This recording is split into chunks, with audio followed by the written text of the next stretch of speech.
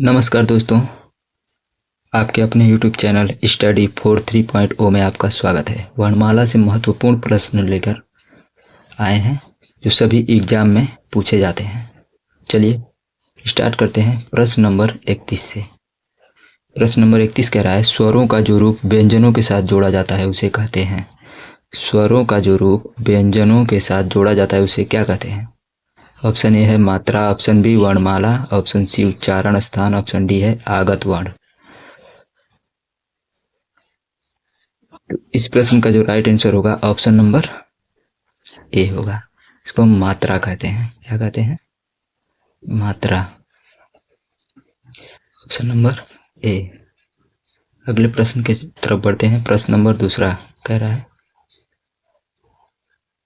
प्रश्न नंबर 2, प्रत्येक शब्द की वर्तनी के सभी वर्णों प्रत्येक शब्द की वर्तनी के सभी वर्णों को उसी क्रम में अलग अलग दिखाना क्या कहलाता है? उसी क्रम में अलग अलग दिखाना क्या कहलाता है? ऑप्शन ए है वर्ण संयोजन, ऑप्शन बी वर्ण विच्छेद, ऑप्शन सी संधि, ऑप्शन डी है संधि विच्छेद। तो इस प्रश्न का राइट आंसर वर्ण विच्छेद होगा। क्या होगा? वर्ण विच्छेद। Option number B. अगले प्रश्न की तरफ बढ़ते हैं। अगला प्रश्न दिया है प्रश्न नंबर 33। कह रहा है, स्वर तंत्रियों के आधार पर व्यंजनों को कितने वर्गों में बांटा गया है?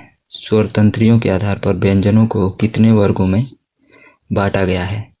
ऑप्शन ए है 1, option B 2, option C 3, option D 4। तो स्वर तंत्रियों के आधार पर व्यंजनों को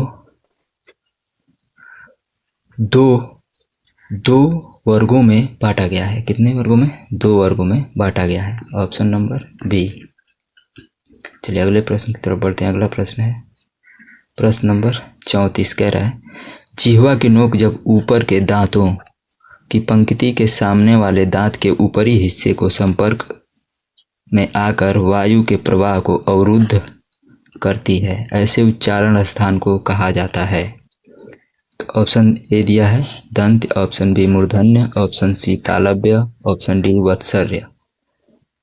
तो जिह्वा की नोक जब ऊपर के दांतों की पंक्ति के सामने वाले दांत के ऊपरी हिस्से के संपर्क में आकर वायु को जब अवरुद्ध करती है तो उसको हम वत्सर्य कहते हैं। क्या कहते हैं? वत्सर्य। तो इसलिए इस प्रश्न का right answer option number D होगा।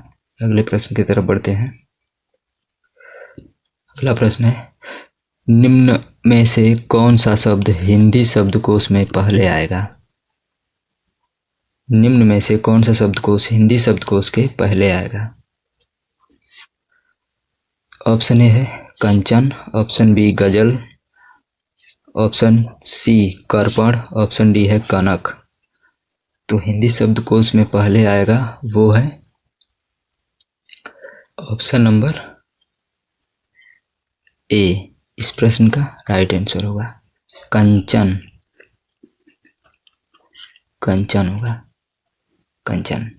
तो हिंदी शब्दकोश में पहले आएगा। अगला प्रश्न 36।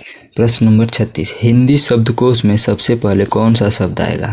हिंदी शब्दकोश में सबसे पहले कौन सा शब्द आएगा? ऑप्शन ए है इमली, ऑप्शन बी विजय, ऑप्शन सी क्षत्रिय, ऑप्शन डी कमलेश। तो हिंदी शब्दकोश में सबसे पहले जो शब्द आएगा वो है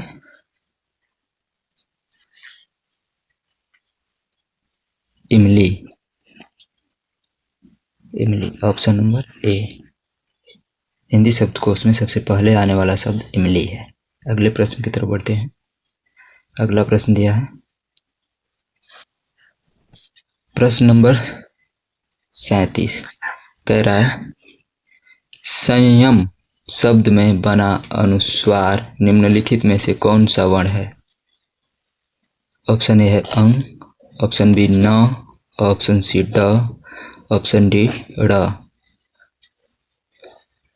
जो संयम शब्द में बना अनुस्वार है वो है अंग। अंग। ऑप्शन नंबर ए इस प्रश्न का राइट आंसर होगा।